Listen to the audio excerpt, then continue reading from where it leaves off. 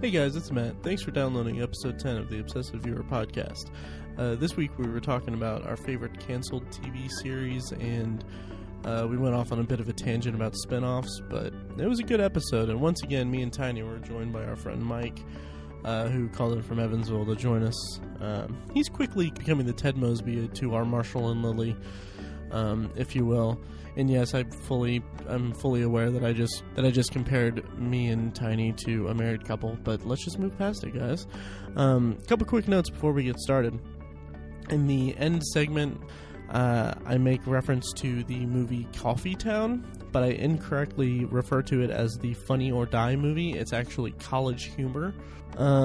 And you may notice now, and you will notice it much more in the episode, that I'm battling a cold. So there's several times throughout the episode where I had to edit out like 100 coughs. Like, seriously, 100 coughs. Like, I kind of want to edit them all together. I want to cut them all together and put it, like, underneath the entire episode and just kind of cut me out of the episode completely. So that it just sounds like Mike and Tiny are having a conversation, just completely ignoring their dying friend. Yeah. So, anyway, I'll let you guys go. I hope you enjoy the episode. Let us know what you think. ovpodcast@gmail.com. And hit us with a review on iTunes. We'd really appreciate that. And as always, don't forget to like us on Facebook at facebook.com/theobsessiveviewer. All right, enjoy.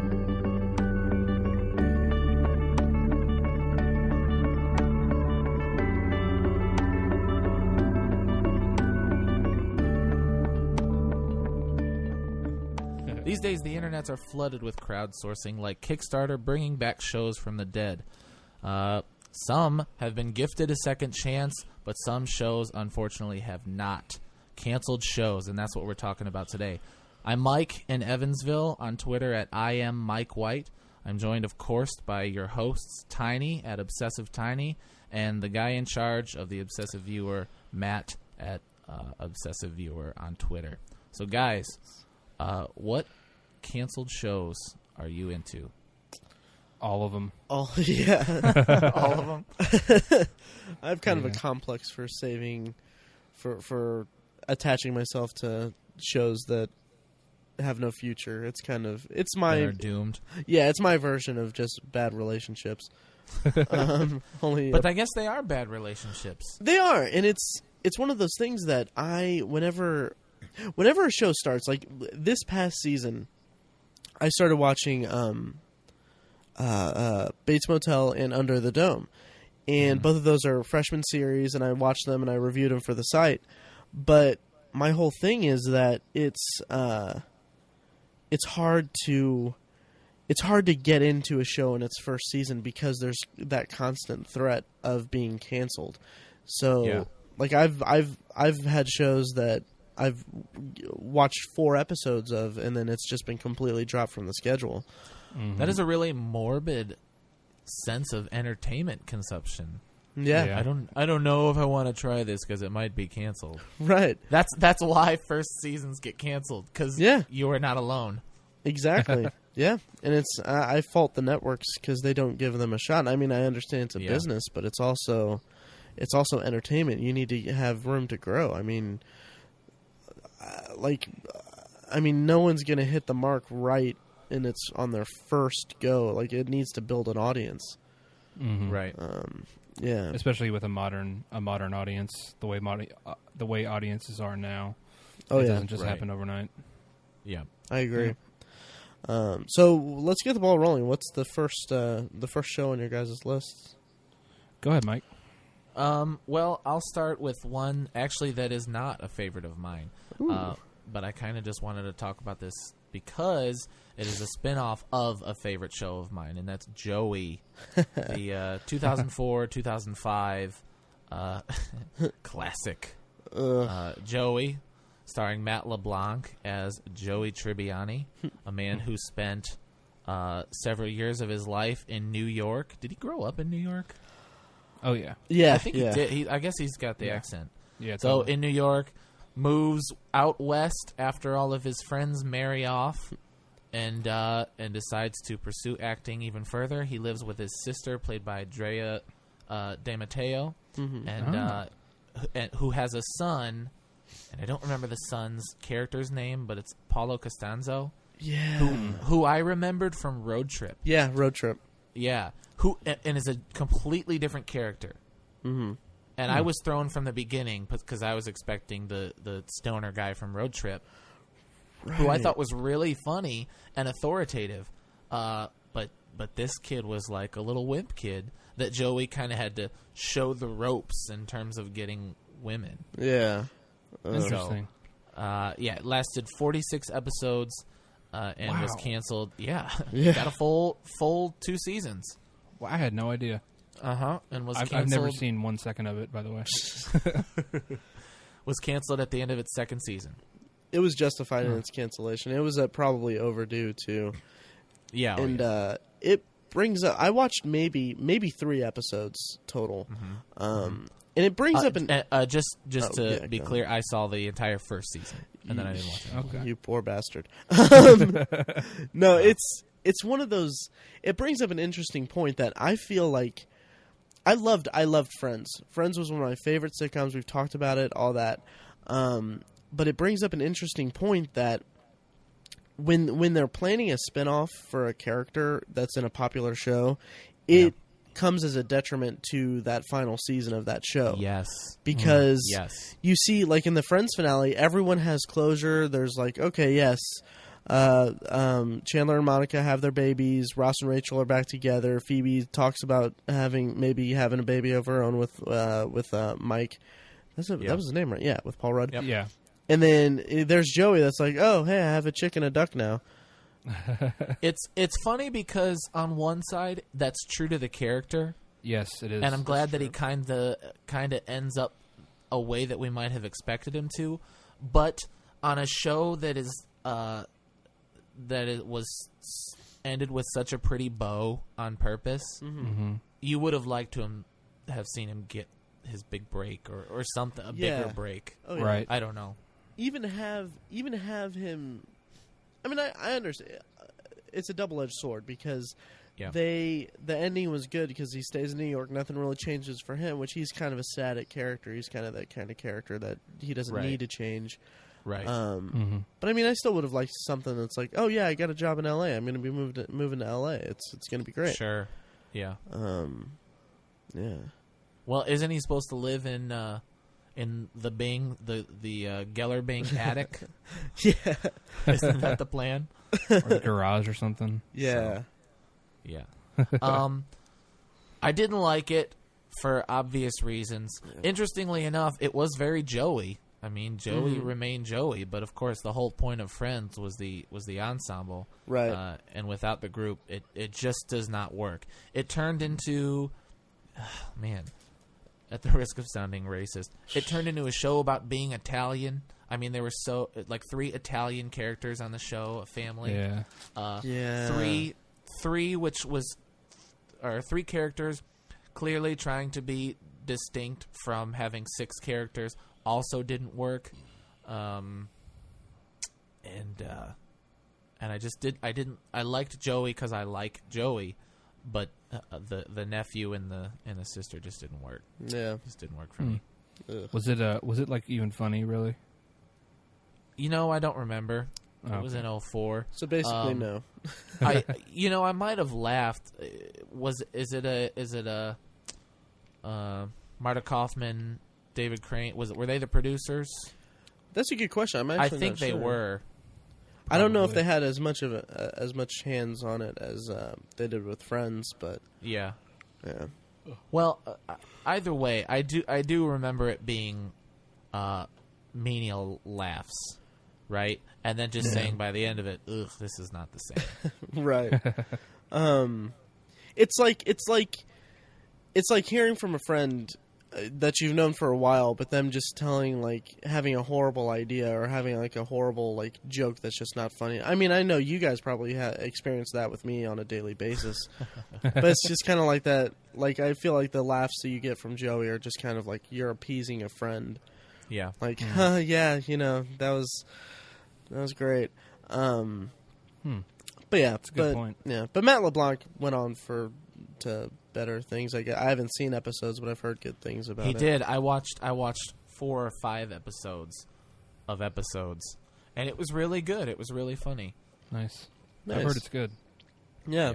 That also, before we move on to another show, talking about spinning off characters and being a detriment to the end of a series, like they were talking about that with The Office, with doing that for Dwight. Ugh. And and I know, Mike, I know you haven't watched The Office, and Tiny, I know you haven't watched that last season, but when you do, you'll notice that there's a very distinct thread throughout the season that they're like, okay, they're building toward trying to get Dwight his own show, and they even have like an episode. It's called The Farm. Oh no! Yeah, it was filmed. It was intended to be filmed as a double parts, or as an Office episode, and as a pilot episode for the show. Wow. Yeah, so there's basically the main story of Dwight and his farm, and you introduce all these new characters, and then there's like a B story that's more Office centric, but it's just like it's not funny. It's not good, and I'm so glad that NBC had the foresight to say, yeah, we're not going to do it. Wow, that's a terrible idea. Yeah. I mean, that the characters on that show were all designed to play off one another, and then none of them were designed to carry the show by themselves. So exactly, it's a terrible idea. Especially Dwight, because Dwight, Dwight's the weird guy, and you can't have a series. You can't build a series around the weird guy and have weird characters being the supporting characters. It just doesn't work. As I don't see how it got past the pitch. And then also bringing more to speed things that we've all watched. Breaking Bad. There's talks of having a Saul Better Goodman. Call Saul. Yeah. And like I've said before, I love Saul Goodman. He's a great character. Bob Odenkirk is amazing. Yeah. But I feel like if they're going to give him a series, I feel like they should just let Breaking Bad rest however it ends, and then create a new character for him. Have him develop a character, something, build a show around that, because he has the chops to do anything. I mean, he's a very talented guy. I mean, he can do anything. Yeah. So I just don't see the appeal of having a Saul Goodman show instead of being a cash-in for the audience of Breaking Bad. I agree. When was the last time a spinoff really worked? Was it Frasier? That's the only one I can think of, actually. Same here. Yeah. Well, Family Matters, which was very successful, was the spinoff of Perfect Strangers. Oh, really? I didn't know that. From the 90s, yeah. Huh. That was a big one. And there are probably people out there who know more about TV history than I do, but there were quite a few in the 80s that were actually really successful spinoffs. Some that like they're on the tip of my tongue, and I just can't think of them. I'm embarrassed, but are very successful from very successful shows. Okay. And I'd like to just to clarify, David Crane and Marta Kaufman were not involved with Joey, just Kevin Bright. That doesn't surprise me. Huh. Yeah. Okay. Yeah, and I think the time for spin-offs of popular characters from popular shows has kind of come to pass. Well, because sorry to cut it so quickly. Oh, that's fine. Because there's not that many shows to choose from anymore.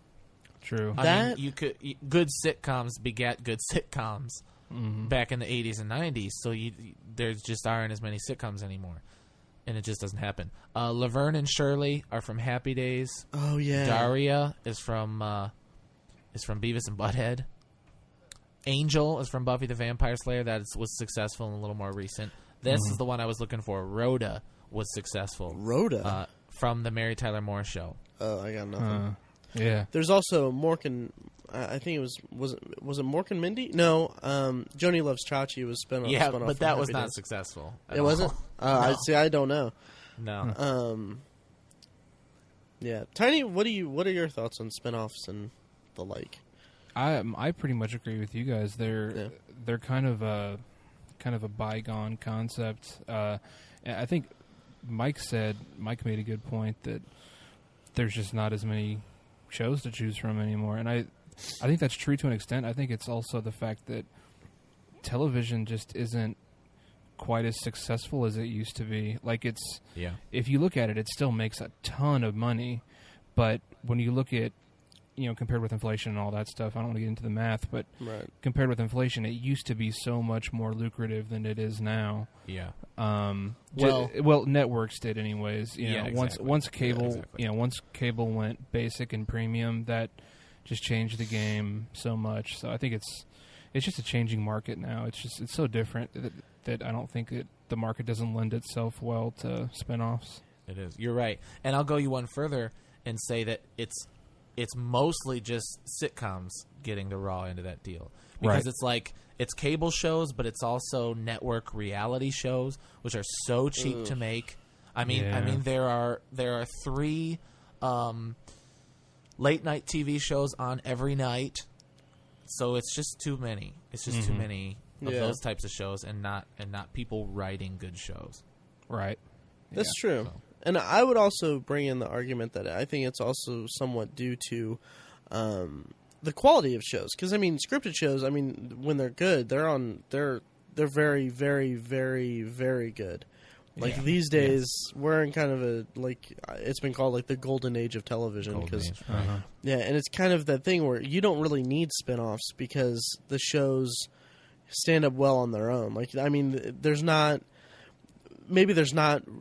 The writers aren't writing for one character, or there's no one character that's standing out from ensembles and everything, because they're being written so well that as that's a good point. As an ensemble, it just works well. And maybe they're noticing the mistakes of the past and not going forward with spinoffs or what, but I don't know. I just think it's quality of writing is also somewhat of a factor.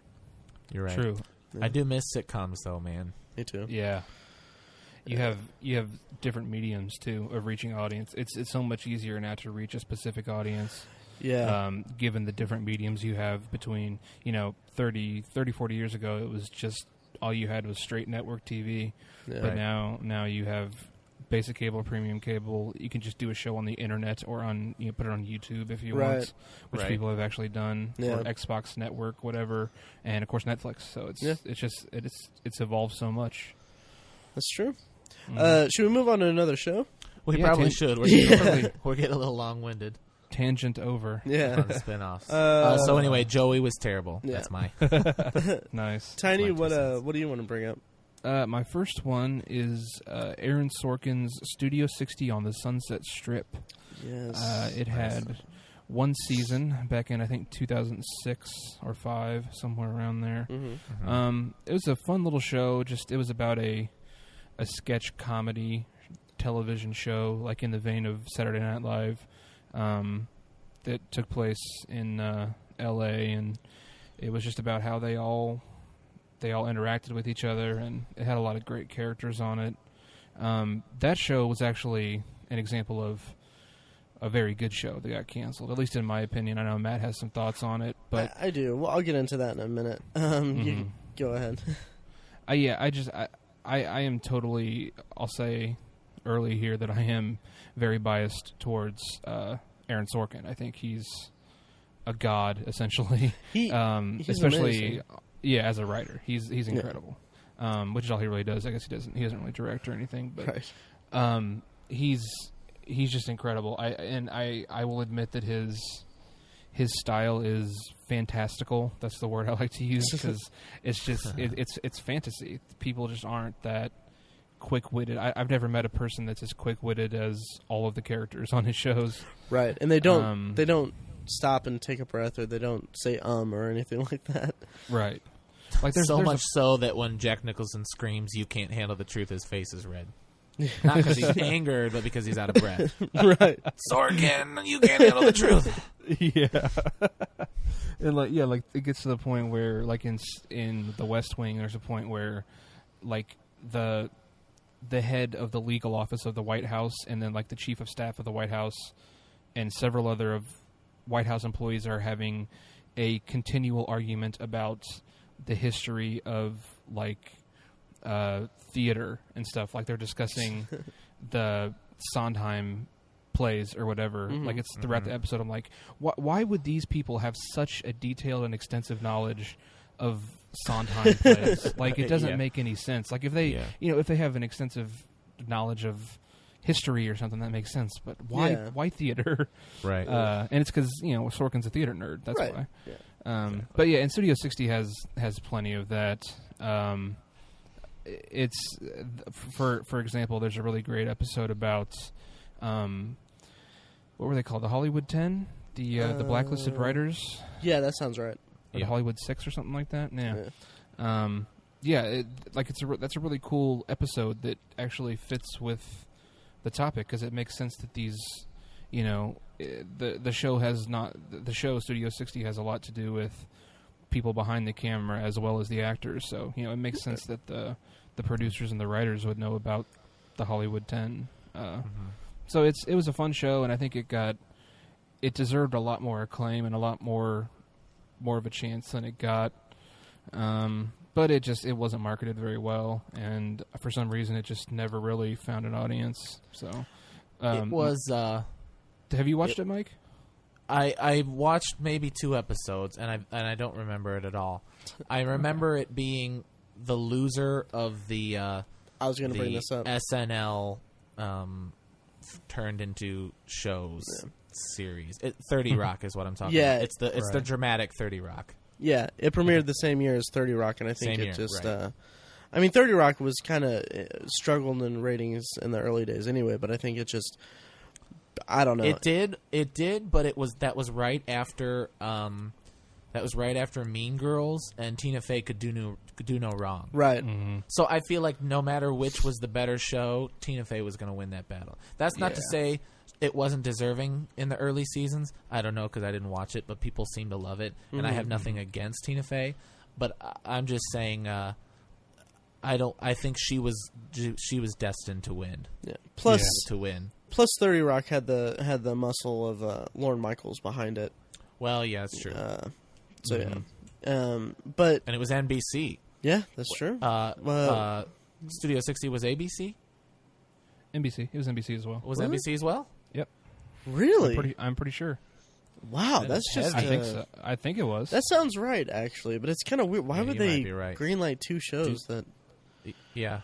Well, it's because Sorkin. I mean, West Wing was on NBC as well. That's true. So I think maybe it was a contractual thing with Sorkin. I don't know. Gotcha. But reasons for cancellation aside, I couldn't really get into Studio 60 as much as everyone else seems to have.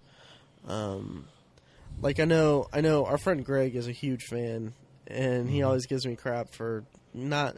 I don't necessarily down talk it because it's a quality show. I mean, it's really high. It's Sorkin, and I don't know. I just feel like it's kind of preachy for a show that's about a sketch comedy show. Like, I mean, and people reference the sketches and all that. And I didn't really think many of them were that funny, honestly.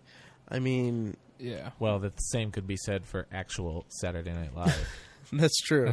But I think with Studio 60, it was kind of like it was more being a platform for their political stance and all that. Like, I mean, they had like Crazy Christians and how they couldn't say Jesus Christ on the air or something like that. It's so brilliant. It's brilliant, yeah. But it's also like, I mean, it's a fun show. I feel like on the set of like a real like of SNL and everything, you can't get that heavy-handed with your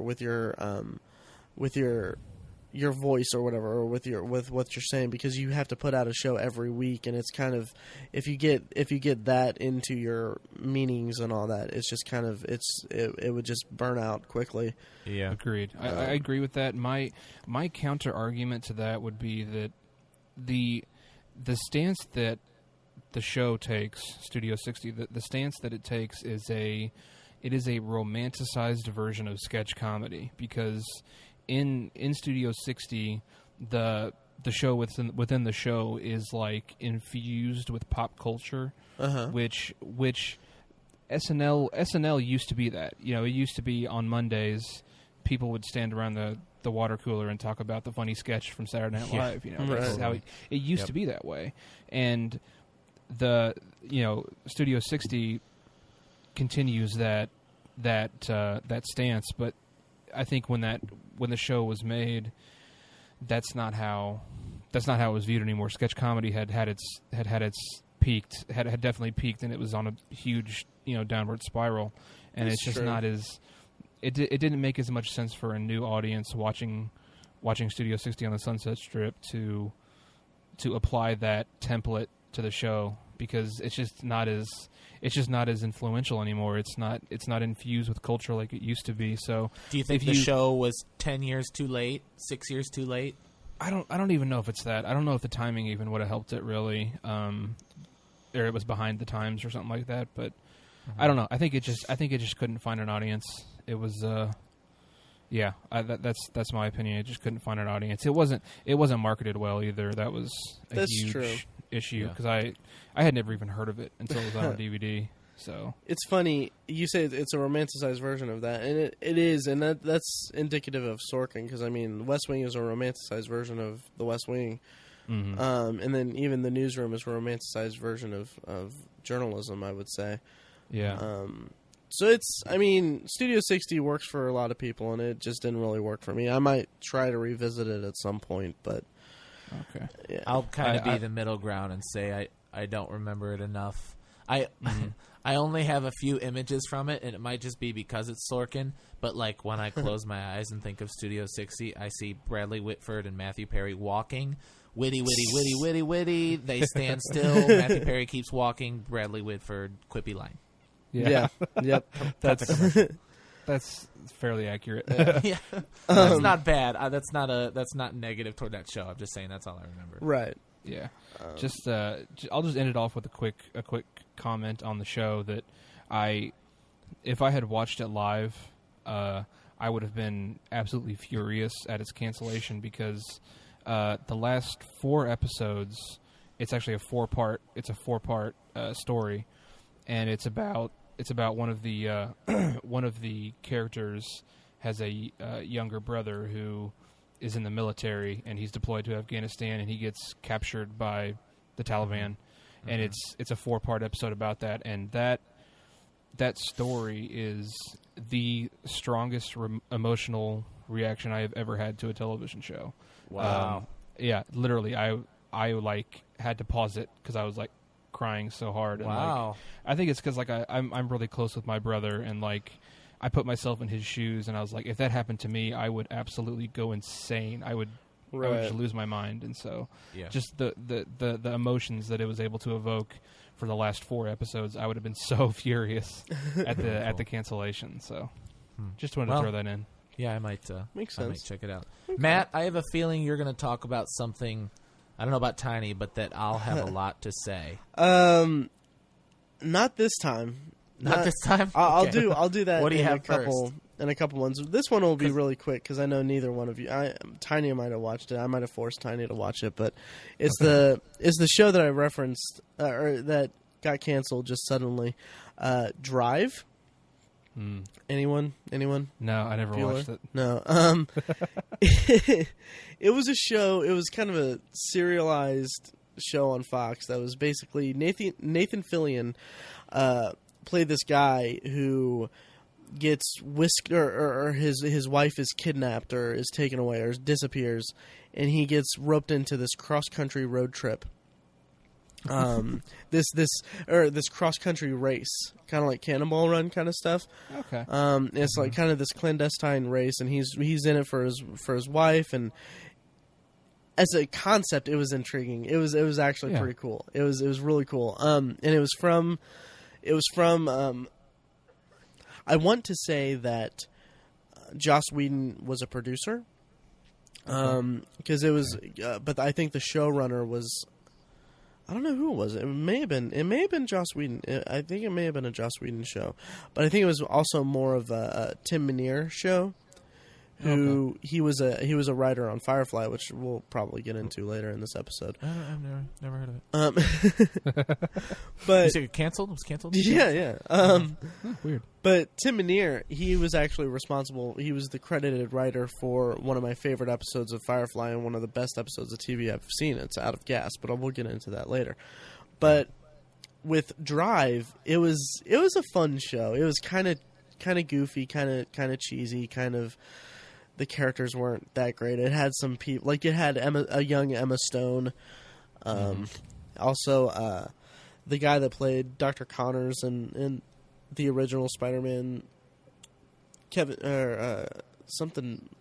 Baker. Dylan Baker. Yeah. Oh man. Yeah, he's great. Yeah, I have he's stuff great. to say about Dylan Baker. He is one of my favorite character actors ever. Yeah, we'll do a character actor episode. I know you were talking about that, but man, he's awesome. Yeah. He is awesome, and he was great in the show. He played a guy who was like dying of cancer or something.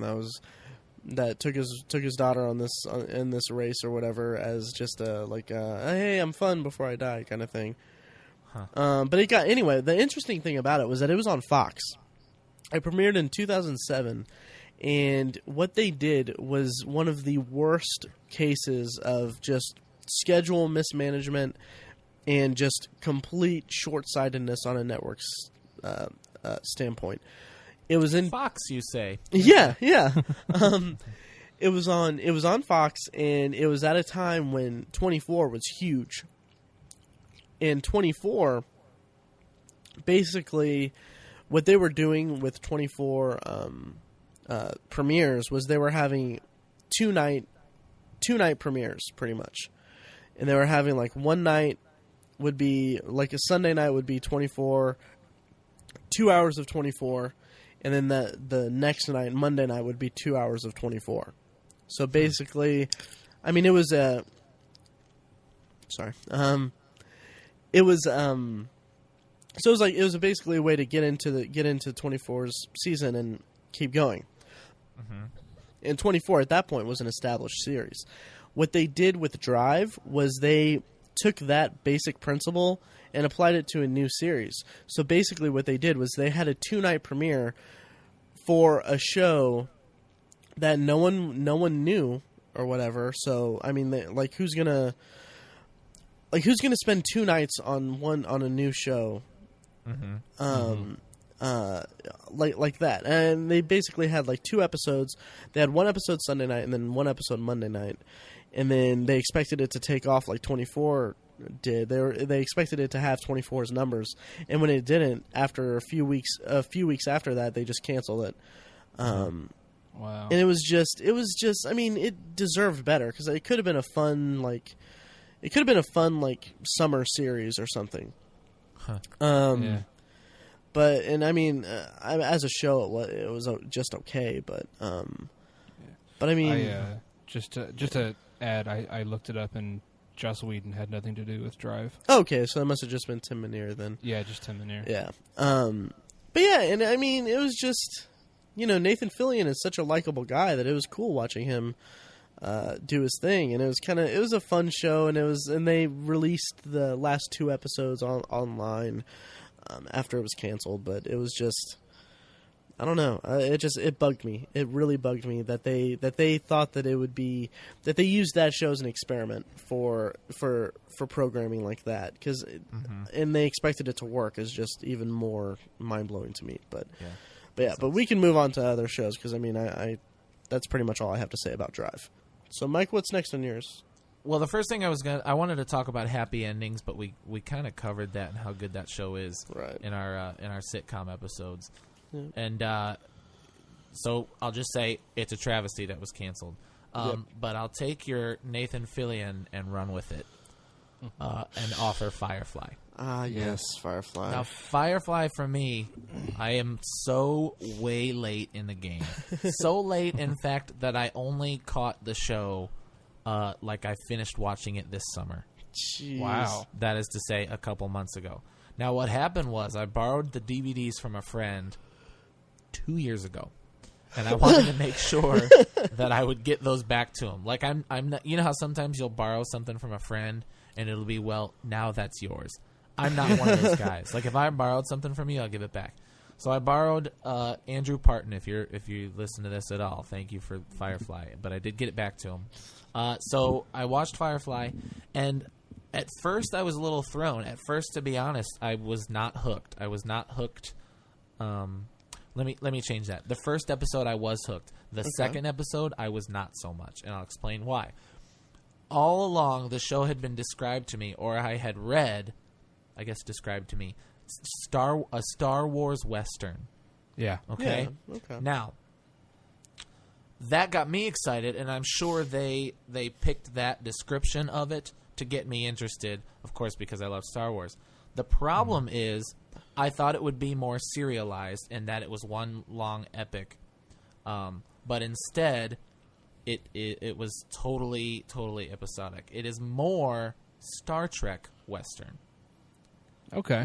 So the second episode, when they're in space, and you don't get a whole lot of how they ended up in space, and I was kind of like, whoa, they just skipped a bunch of stuff. How'd they get here? About 3-4 episodes in, when I got over that confusion, and I realized that it's Star Trek Western rather than Star Wars Western, then I took it and ran with it, and I loved it. Mm-hmm. Okay.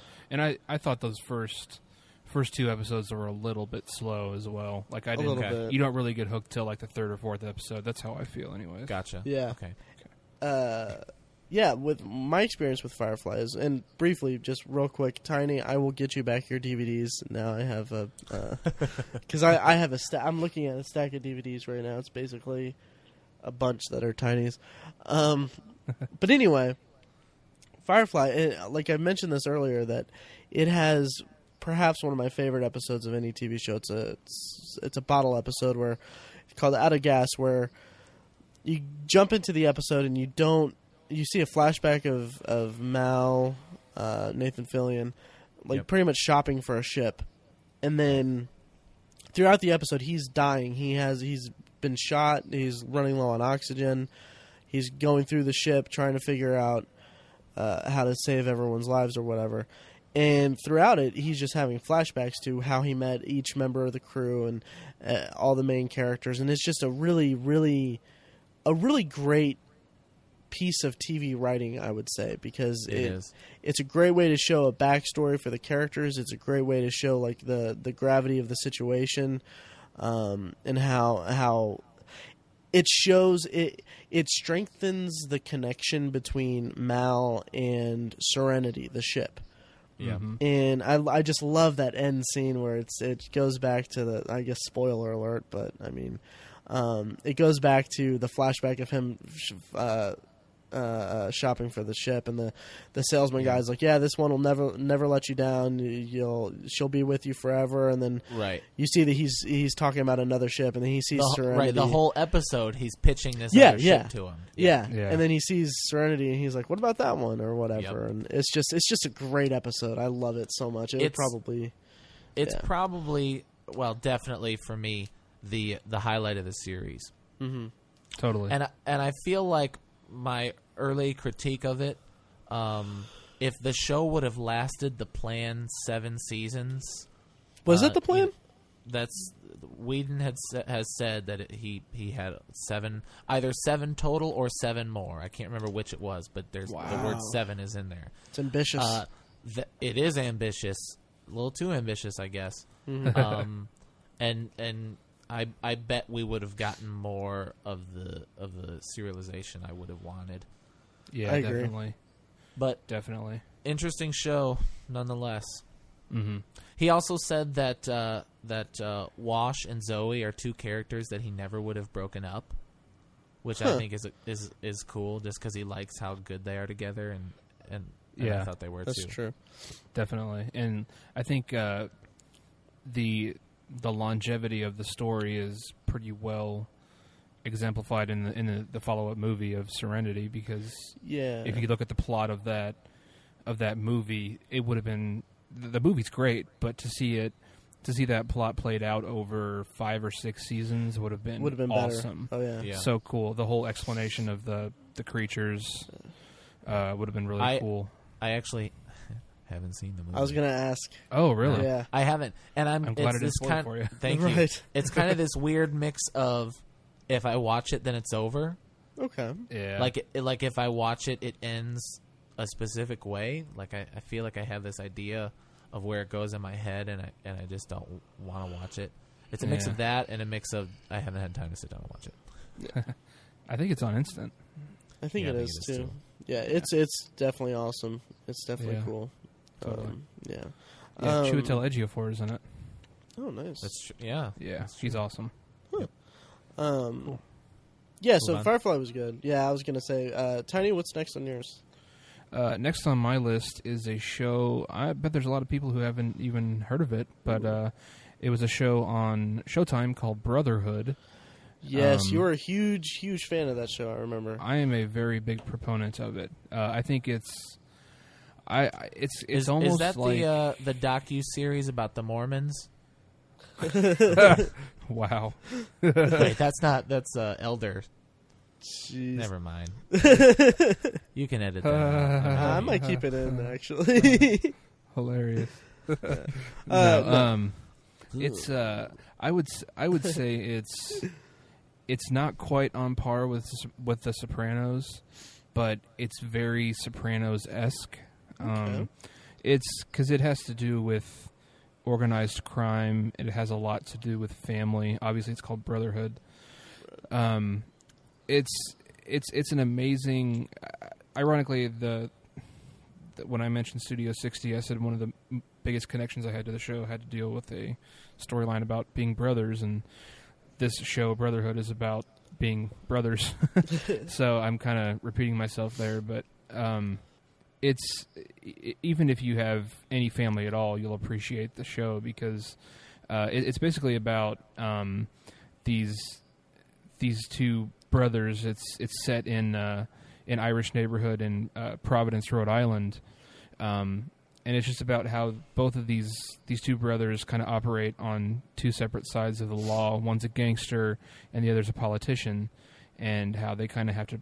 They both have to kind of toe the line of what they do in order to protect each other.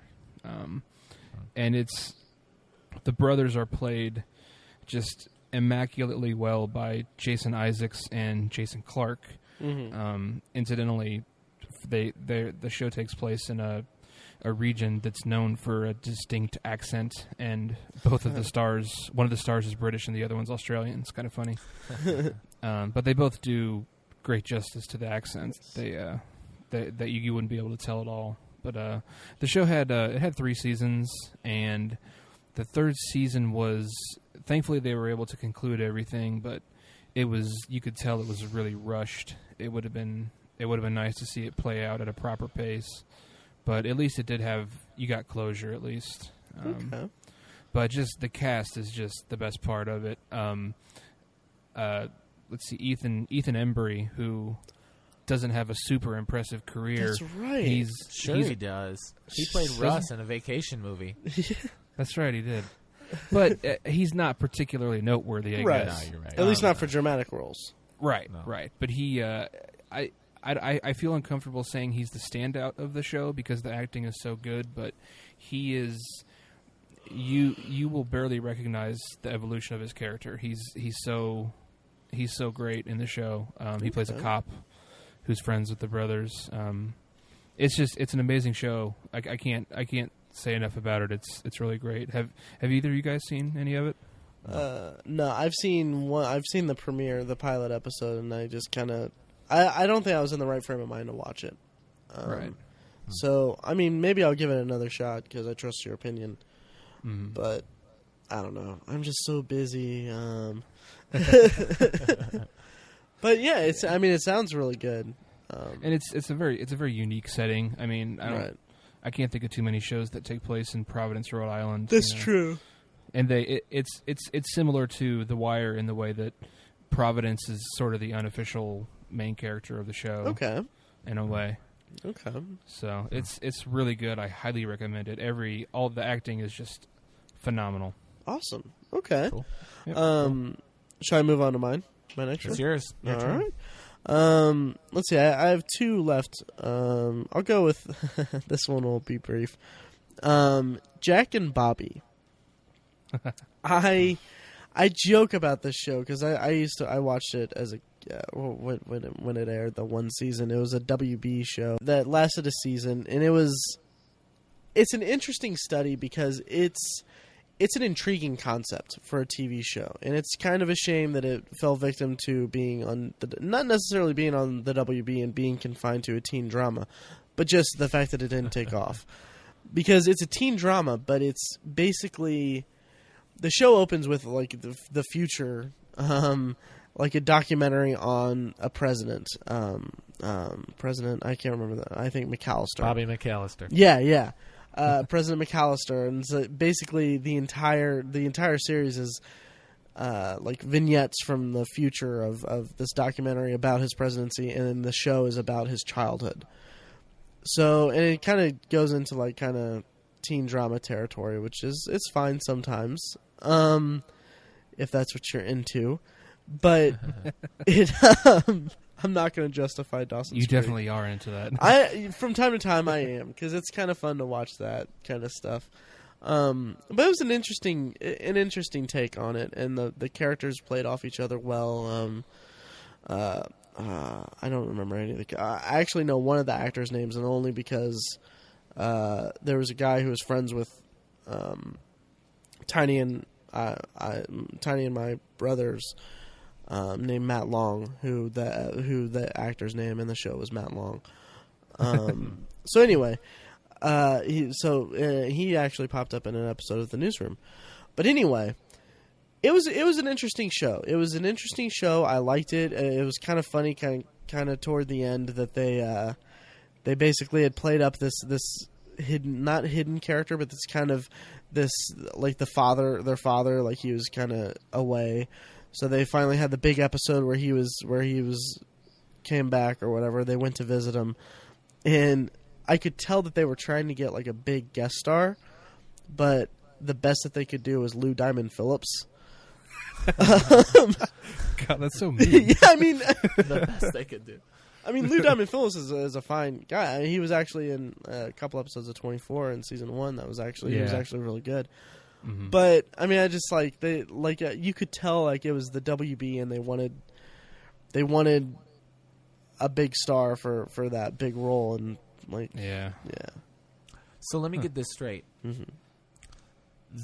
When the show started, we did not know which McAllister becomes president. The pilot episode is they basically play it up as if Jack is going to be president, but then and then it was actually pretty cool because I don't remember if it was in the pilot episode or in the episode next to that, but it was like Congress, like he ends up being a congressman, but he dies in office. And then, and then Bobby kind of takes his seat or whatever. Or all in the first season, huh? Yeah. Well, I mean, they don't really. They basically reveal this stuff as if it had, because this is in the future. Okay. It's not like they're showing it or anything. Gotcha. And then they also, it's funny because like they have, what is her name? She's in Mad Men now. She was topless in Hot Tub Time Machine. Jessica Paré. Jessica Paré, yeah, fine actress. She played kind of like the love interest of Jack, and it was funny because like in an episode it was like, so First Lady, character's name, and she ends up marrying Bobby, and it's kind of weird. But she's the love interest of Jack, so. It's kind of funny, and until like this moment right now, or until you started talking about it, I thought the show was actually about Jack and Bobby Kennedy. Oh, no. Seriously, I had no idea. Funny. Wow. You know what? I'm sure that crossed my mind when it first came on. Me too. When I remember vividly seeing like little previews of it before movies at Eagle Highlands, the now dead Eagle Highlands here in Indianapolis, but R.I.P. It's now an LA Fitness, so. Wow. But anyway, I used to work there, and I saw like the snippets of like the Regal first look things, and like all I thought was like, okay, Jack and Bobby Kennedy, okay, cool. And then it wasn't until before I saw it, I was like, oh, that's interesting, okay. But then one thing of note, and then we can move on to another thing because we spent way too much time on this. One thing that it's funny that they have basically one of my biggest pet peeves, and I don't watch previews for promos for the next episodes anymore for anything. Mm-hmm. But one of the ones for Jack and Bobby was like someone's going to die in this episode, and it's literally like out of the people who could die, it's like the future president, the future congressman, and the future first lady, and then one girl in their class. So it's like, who do you think's gonna die, guys? Well, does the other girl die? Yeah, she does. Okay, that's awesome. Yeah. So it's, I mean, I get it, marketing a show and all that, but Right. yeah. So anyway, enough about That's Jack and fine. Bobby. I think it was on Instant at one point if you want to watch it. I think it had like 22 episodes. You can watch it that way, but it was memorable enough for me to talk about it for like an hour. Yeah. Mike, what's next on your list? Is it Mike's turn? It is. Yeah, it's my turn. Okay, yeah. Well, I was gonna talk about Batman the Animated Series, which you guys. I was talking to Tiny before we started recording, and he and I were both surprised that it was actually canceled. Really? It only ran for 85 episodes, so not as long as you'd think. But Wow. Since you guys are digging so deep into the well, I'm gonna pull out one of my deep cuts and talk about a series that is kind of an anthology series from 2008 called Fear Itself. Huh. Do you guys remember when that was on? I do. I don't. I know almost nothing about it, but Okay. It was in 2008. I don't know. It was certainly planned to go longer, but they cut it short after 2008. And it was essentially 1 hour movies, right? So not so much an anthology in that it's shorts in one long thing, and they're barely connected at all. But it was like 13 episodes, and they were like short horror movies. And it was fun for me because there's very, very little horror on TV. Yeah. right. Quality And horror. there's no good horror on TV. Yeah. So it had like several like high level B list actors. You know what I mean? Like it had Yeah. Brandon Routh Oh, wow. was on it. And so there were just separate stories. I know one in particular was kind of like twisty, in that this man and this woman are about to get married, and the woman, the bride to be, keeps opening these notes that say your groom, whatever his name is not who you think he is. You need to get out. You need to cancel this. You need to stop. You need to go. He's going to kill you. This and that. By the end of the episode, you find out that the notes, of course, were meant for him, and it turns out that she is the serial killer. And That's pretty and whatever. cool. So yeah, it is cool. It's not brilliant TV. Right. It's not even brilliant horror, but it is campy and clever enough that I think it warranted more. And it's a shame that it got canceled too early. Huh. That's too bad. Interesting. That sounds Yeah. good. What network was it on? It was on, I can't remember. It was on NBC. Oh, Actually. interesting. Yeah, Wow. it was.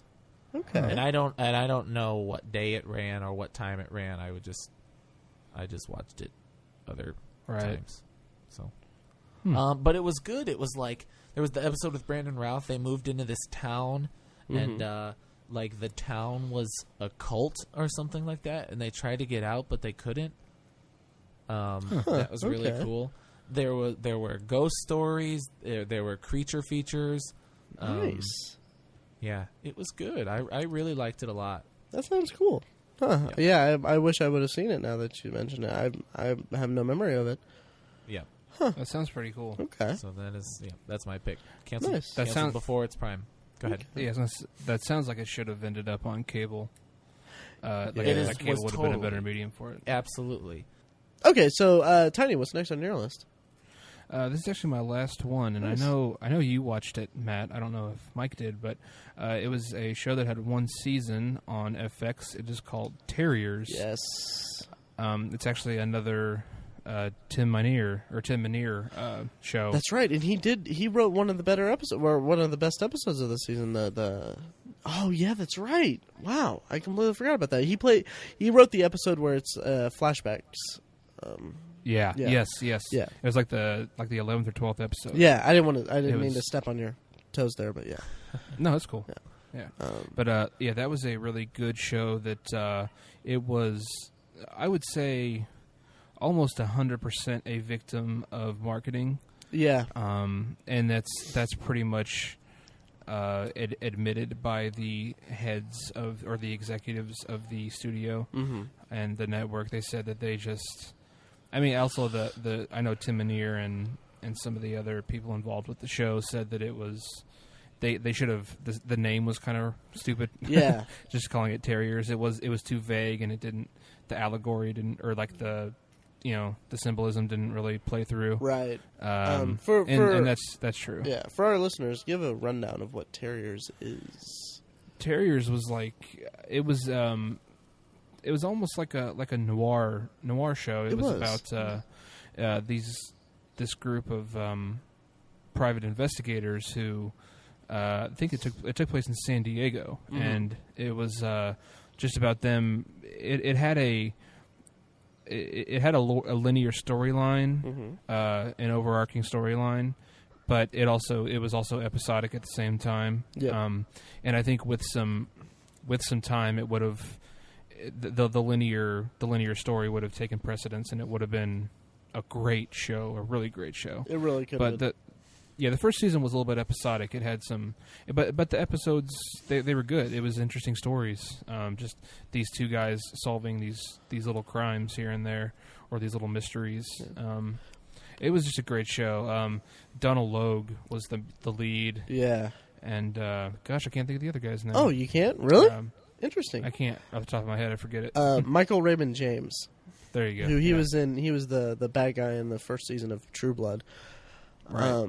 But he was great too. Like, they were both great and great actors. And I wish it would have lasted too. The show premiered. It was funny because it premiered. Maybe when was that? Maybe within 6 months of when I worked as a private investigator for like a brief stint.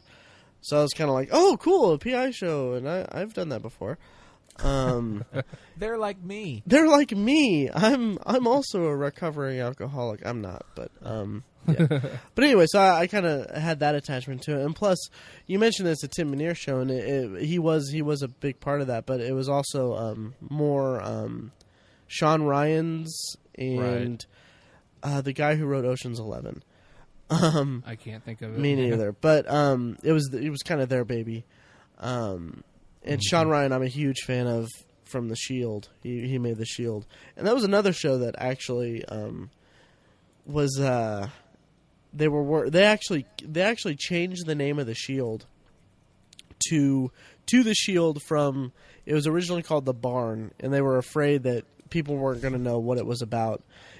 Or they thought they were going to watch like a gardening show or something, which I feel like they should have remembered that, or they should have done that with Terriers, because that title wasn't really doing it any favors, and the promos weren't doing it any favors either. Not at all. Yeah, I'll say the first words I've said in a while. I never saw the show ever, and I googled Terriers, and it's like. Well, pictures of terriers. So then I narrowed it to Terriers FX, and it's all still pictures of terriers. Jeez. Yeah, that's a lot of the promos had pictures of a terrier dog, and they weren't doing themselves any favors. No. Yep. And terriers is like in a bone. There's a terrier in every picture. Little Jack Russell. Yep. It's like it looks like it's a show about dogs. Yeah. Which is just so silly. Yeah. And they had that, and it ended in a way that was pretty nice, though. I thought that it did, yeah. It gave it its closure and left it open-ended. Yeah, unfortunately, the most noteworthy part about it, in my opinion, is the two leads, Michael Raymond James and Donald Logue. You could tell that they were like friends off screen. Yeah, really, and like I've heard them in interviews talking about working on the show, and they both say that. They're probably going to be lifelong friends just from working, on 13 episodes with each other. That's cool. And it really plays through on screen. It really does. They have a great chemistry. Mm-hmm. Also of note, one of the villain for at least the first part of the season was Christopher Cousins, who played Ted Beneke on Breaking Bad. Oh yeah, that's right. Fun fact. Well, who is next? I think it's you. Oh, me. It's oh, you, huh. Ooh, yay. Yeah. like this show is going to inspire a lot of conversation, and it's also part of another show will be brought up with it, but Undeclared. Nice. I believe it was me too. I believe it was a Fox show. Yep. Yeah. Judd Apatow, basically on the heels of a year or two after the cancellation of Freaks and Geeks, he made Undeclared with Seth Rogen, Jay Baruchel, Charlie Hunnam. I can't remember the girls' names. Monica Keena. Monica Keena, there you go. Who is a wreck now, by the way. Really? Oh, yeah. She hasn't really been in much of anything except for Freddy vs. Jason. Freddy vs. Jason, yep. Yeah. But the highest grossing of both franchises. Yikes. Yeah. But then deservingly so, I guess. Right. Sure. But it also had Tim Sharp, who he hasn't really done much of anything either. I think he's in that show Enlightenment or something on Enlightened. Also, the showrunner of that show is named Mike White. But anyway, that's right. He was in it, and the show altogether is really good. It's about just college life, and there's a bunch of guest actors and bit players that go on to do good things. Like the first episode has Brandon Routh in it, I think. Or no, not Brandon Routh, but whoever played Smallville, the guy in Smallville. Oh yeah. Okay. Tom Welling. Tom Welling, yeah. Yeah. Him, and then Will Ferrell comes in for an episode that's just phenomenal. He plays plays a very similar to his role in Wedding Crashers. Yeah, very similar. True. Wow. Yeah, basically he plays a former student who does homework for people or does assignments for people. And he's all like on speed and everything. It's hilarious. Yeah. It's hysterical. But yeah, it was just a cool show, and it's dear to me because I actually bought the DVD because I hadn't seen it until well after it was canceled. I didn't know anything about it until well after it was canceled. And I bought the DVD just on Judd Apatow's name alone. It was the summer before freshman year before I met Mike. And it was kind of like I watched it because I was like, oh, I'm going to be doing this soon because I'm going to go to college. That's funny because go ahead, finish your thought. Oh, that's pretty much it. And you forced me to watch it. Oh, I did. I mean, the 40-Year-Old Virgin came out on DVD, and I was like, oh, that was awesome. And you're like, okay, so you're an Apatow fan? I'm like, yeah, I guess. Who's Appleton? No, Apatow. Oh, wow. Okay, so no, not really. I'm kidding.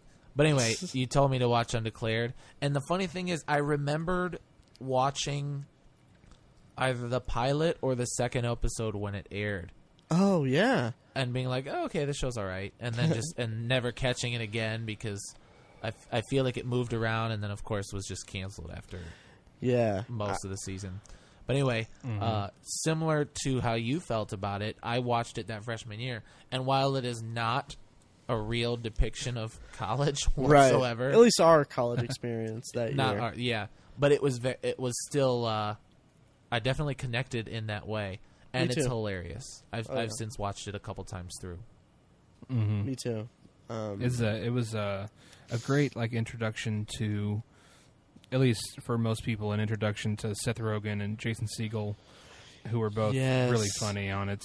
I think both of them had been in other stuff. Yeah, but that was when I think of the start for those two actors, that's what I think of. Me too. And Jason Segel was phenomenal, and he played the creepy ex-boyfriend of the main character's love interest, and he was just great. Like I remember Mike, our freshman year. Carla Gallo, by the way. Carla Gallo. Yeah, okay, yeah, she played Lizzie. Anyway, I remember just dying laughing because. The scene where what was it to the tune of Shake It Fast or something like that? No, it was I can't remember what it was now, but it's basically they're singing along to Busta Rhymes or something. Yeah. And they're getting amped up, and it's so goofy because they're so. You have to see it, honestly. It's on Netflix, and he just throws in Stephen Karp. Yes. Stephen Karp.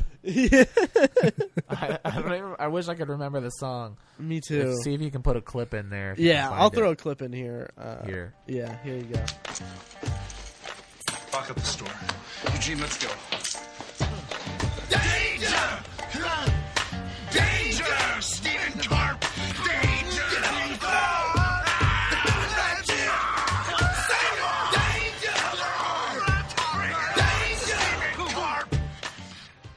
Anyway, yeah, that scene. Yeah, it was just it's awesome. It was great. I loved it. I was hooked already before that, but even then, the shame on that show, and we haven't really talked about the effect of cancellation on shows that much, or like when a show was canceled, or the legacies of shows. We've kind of just talked about like the qualities of the shows, but this one really left me wanting more, and I was really bummed that this end. Because it's not a very satisfying conclusion at all. Yeah, it's one of really the ones isn't. that just kind of ends. Yeah, there's some sense of conclusion, I guess, or there's some sense of closure, but it's also there's so much that they can do. And on the DVD, there's actually the script for the first episode of season 2. I don't know if you know that. Oh, nice. Yeah, and like I read it, and it's hilarious. It has what was Tim Sharp's name? The weird guy, the guy that got sick, that was in love with Monica Kena's character. I don't remember. Marshall. It was Marshall. Yeah. Nice. Yeah, it was Marshall. Yeah, he it's basically they go to a bar. They get fake IDs. They go to a bar. He drinks a lot, and then he throws up, and someone takes a picture of him throwing up, and it basically becomes like a meme at the college, and he's trying to just disassociate himself from it, and I guess it's kind of just really messing with his life and stuff. I can't remember specifics of it, but I remember laughing a lot when I was reading it, thinking like this could have been really great. That sounds funny. Yeah. I look at like the male characters in those shows and how it was kind of like where a lot of those actors got their starts, and then I think of This Is the End. The movie that just came out, you know what I'm talking about, and how Jay Baruchel is the main character of Undeclared, and has done nothing since. Well, nothing, but has got no recognition for anything he did since. That's true. He was great in She's Out of My League, though. I loved him in that. That was good. It was good, but the character he plays in This Is the End is accurate. Yeah, all these other people are famous. But he's not famous. That's true. Not at all. He's a likable guy. He could be really good. Yeah, he is likable. I like him a lot. Was he was in like a series or something that got canceled. Well, he was in Tropic Thunder. He was in Tropic Thunder. And you know what? He's in the How to Train Your Dragon movies, so he's doing all right. That's true. Yeah, he's doing fine. Yep. He's written a couple things too. He wrote the movie Goon, which is it's an awesome movie. He did write that, didn't he? Yeah. Well, that is a great movie. Yeah, I liked it a lot. Save that for the sports movies podcast. Yeah. Like I said, when the footballing competitions come on, we'll do a sports episode. The football matches. The footballing matches. Yep. He's also going to be in the remake of RoboCop, apparently. Really? Huh. Yeah.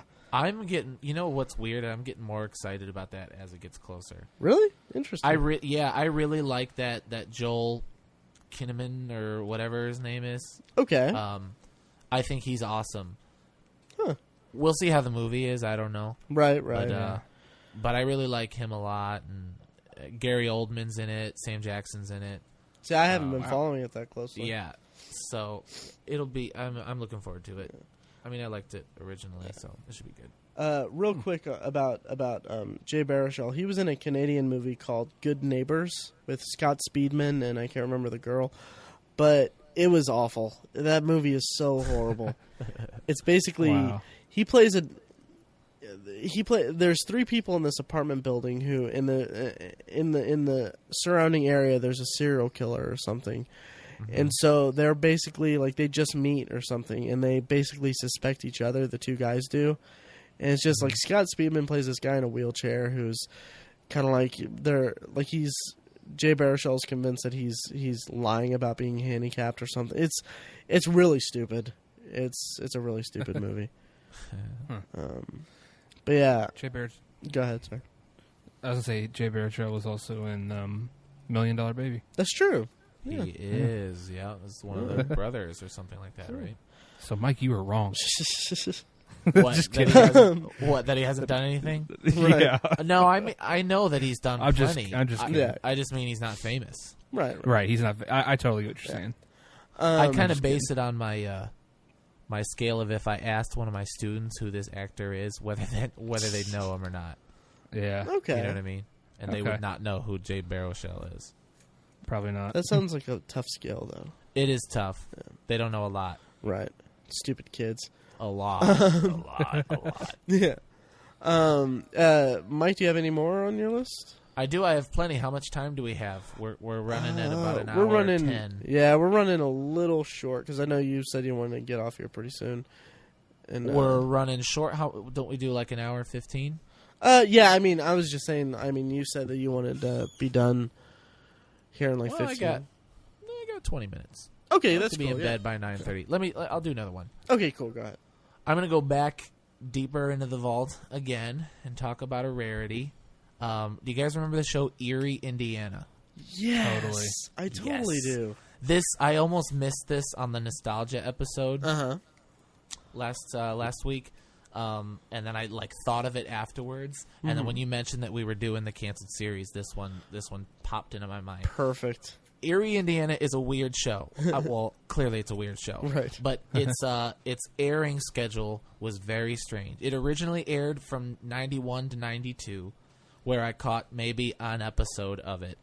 And then it was re-aired on Fox Kids in 96, 97. Okay. Okay? Yeah. So I imagine that if you guys remember what I'm talking about, you probably remember it from 96, 97. Because it was way under the radar in 91 and 92. Way under the radar. I remember it from 91, 92, I think. You do? I think. I can't. Well, no, I don't, because I remember watching it when I lived in Indiana. So never mind. Scratch that. I remember being at my grandma's house in 91, like Thanksgiving or something like that, and seeing the episode where he gets his retainer. And then being like, I gotta watch this show again, and then never seeing it for 5 years. Jeez. And then it was on the Fox Box Kids whatever.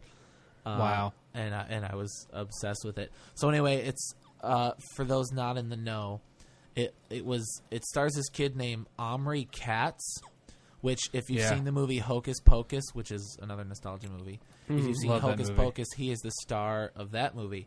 And it's this kid who, he and his family, he reluctantly moves to Erie, Indiana. And he plays a kid named Marshall Teller. And he has a sidekick named Simon.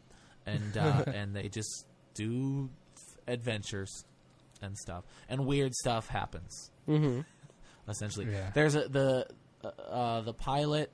It's not even called Pilot, so I don't know how they did that, but it's called Foreverware, and it's where this lady holds Tupperware parties, but they're big long boxes, and they keep people young forever. Oh yeah, yeah. Wow. Yeah, and I just looked it up. It used to be on Netflix Instant for a while, but now it's not anymore. But I remember that, and I remember missing it when it was on. Somebody said that. Yeah. I had it on my queue for the longest time, but I just never got around to it. But because I wanted to watch it again for the nostalgia factor. But it is on Hulu Plus if you subscribe to that. Gotcha. I'm looking through some of the guest star. Well, I guess not guest stars at the time, but Danielle Harris. Oh, I know you're fond of her. I love Danielle Harris. She's one of my favorites. Tobey Maguire was in an episode called The Dead Letter. Oh, wow. Tiny's got to be a fan of that. Yeah, I hate Tobey Maguire. Do you? That's funny. Anyway. I loathe him. Sorry. Go ahead. Really? That's funny. So yeah, it was just a show that was on, and it was really clever, creepy for kids, which again is rare to come by, especially on TV. That uneasy but still family friendly. What other shows are like that on TV for kids that are like Ren and Stimpy? Yeah, I can't. Not anymore. I can think of examples. I can think of examples from when we were kids, but not anymore. Yes, yeah, exactly. me neither. Right. Maybe part of that is just being out of touch with what kids are watching, because, I mean, I Maybe. don't know what the hell kids are watching, but Maybe. another part of that is, I mean, there's just, TV's changed, kids have changed, I mean, it's, It has. you know. You're right. Yeah. It was a sitcom, only thing and we've only kind of talked about sitcoms already, how they're gone. Yeah. Go ahead, what were you saying? I was going to say the only thing I can think of right now is, like, SpongeBob. If you really think about it, SpongeBob is really weird. It is. Yeah. Yeah. But it's nothing like, it's not in the same vein as Ren and Stimpy. You're right. Yeah. Right. There's no... SpongeBob doesn't, like, make you feel weird, but feel entertained. It's like, Right. oh, it's funny because it's weird. Yeah, and when you dissect it, it's weird, but when you just watch it on Right. the surface, it's, yeah. Right, exactly. Pun intended. On the surface. That's Oh, jeez. very good. Very good.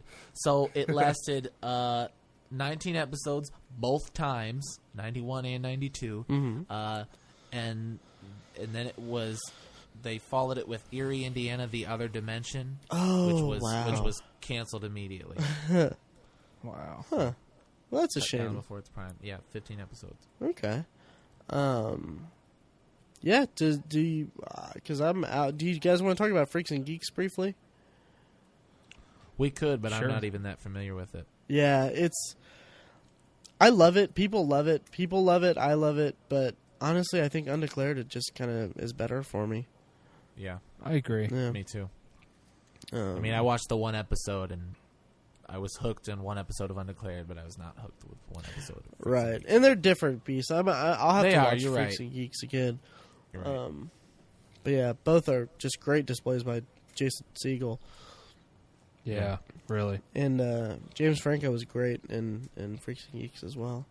Yep. Yes. Actually, I might start rewatching that soon, now that I think about it. Cool. Yeah. Well, anyone else have anything? I don't think so. I think I'm all out. Nice. Yeah. All right, now's the time of the show where we kind of wrap everything up and we talk about what we're looking forward to coming up or what we've been watching lately. Matt, did you want to go ahead and tell us yours? Yeah, I just recently watched, like I said before, my PS3 crapped out, so I've been without a PS3. Yeah, I actually sent it off to get repaired, so it's okay. You guys can. Good luck. Our long national nightmare is almost over. But what I did watch was Coffee Town, which you can rent it on iTunes now. It's the Funny or Die movie. It's got Glenn Howerton, Ben Schwartz, who plays John Ralphio on Parks and Rec, and one guy, I can't remember his name. I didn't actually look it up, but he almost stole the show. But it's basically Glenn Howerton plays this guy who he sits at a coffee shop and does work from his laptop, and he's kind of interacts with all the people. And basically the whole story is him trying to figure out a way to prevent the coffee shop from being converted into this bistro, so that he can keep what he calls his office. And just from there, it's hilarious. It's legitimately hilarious. Like it's Ben Schwartz plays this cop who uses he uses fear to pick up women, and so he has some very hilarious moments. It's just like this cocky kind of thing. It's hilarious. It's really funny, and also Adrienne Palicki is in it, which I'm quite a fan of hers. She played Tyra in Friday Night Lights. Yeah.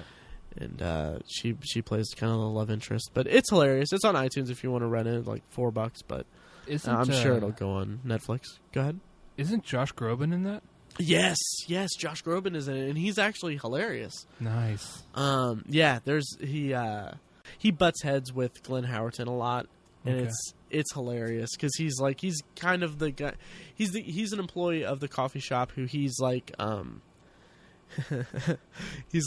he hates Glenn Howerton for just basically he sees him as a freeloader. Yeah. So they kind of butt heads back and forth. But the real guy that steals the show is the guy that plays his friend Chad, who he's Okay. kind of a crazy kind of guy, and he's like I don't want to say any of the lines because it's pure gold. It's like truly it's hilarious. Cool. But in any case, the guy's name is Steve Little, but it's a really funny movie. I highly recommend it.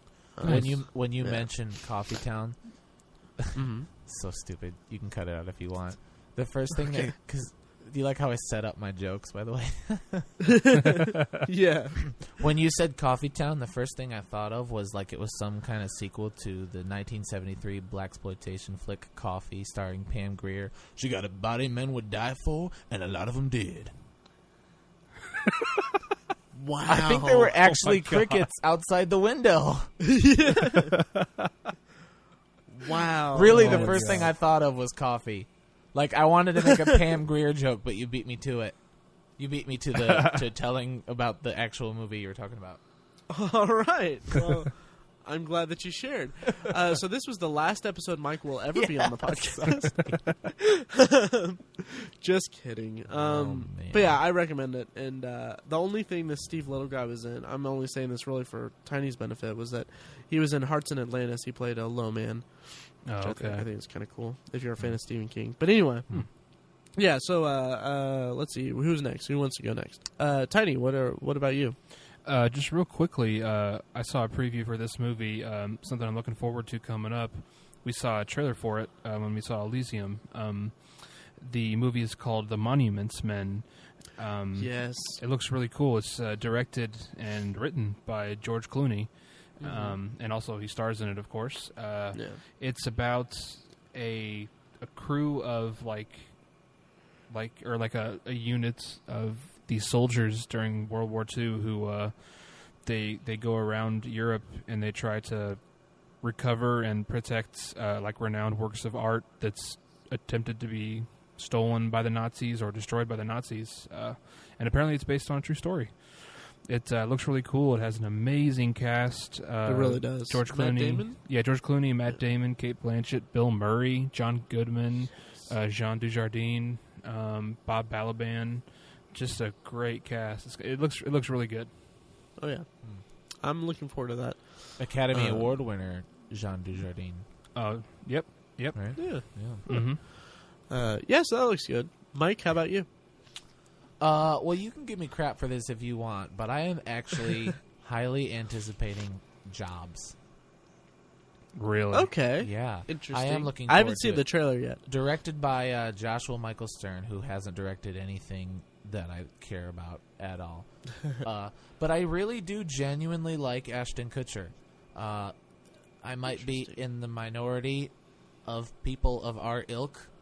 I know there are people who like Ashton Kutcher, but most people who talk about movies don't like him. I do genuinely like him. I think there's something genuine about Ashton Kutcher.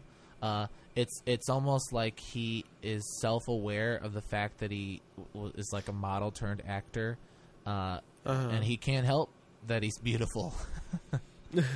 So he kind of plays that up. I'm a Mac user, and I really love Steve Jobs. I love Steve Jobs, the philosopher. You know, a lot of Steve Jobs things interest me. And so there's just like the scene at the end of the trailer when he has the iPod up and it's like revolving around him, and you see his reflection in the back of the iPod. That actually gives me chills. So I'm looking forward to that movie a lot. I really like Josh Gad.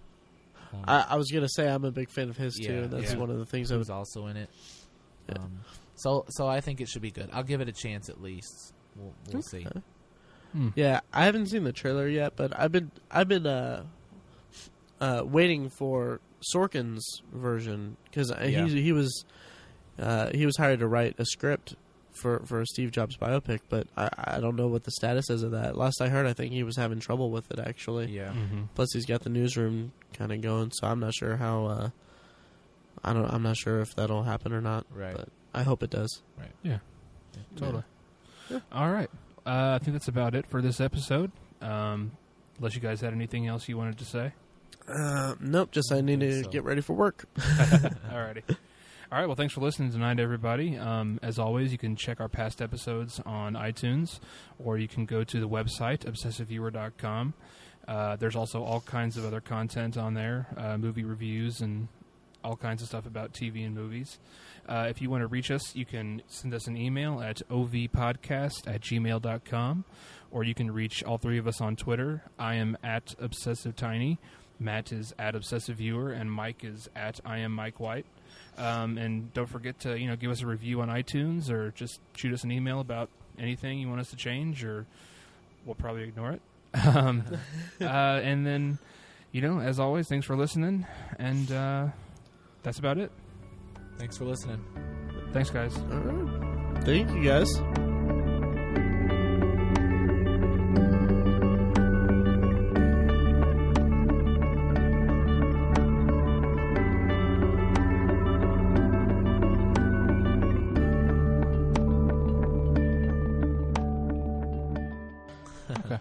Okay. Yeah. Mike? Pause for editing break. Okay. How many... Oh my god. Was that real? Half real, but yeah. Okay. God.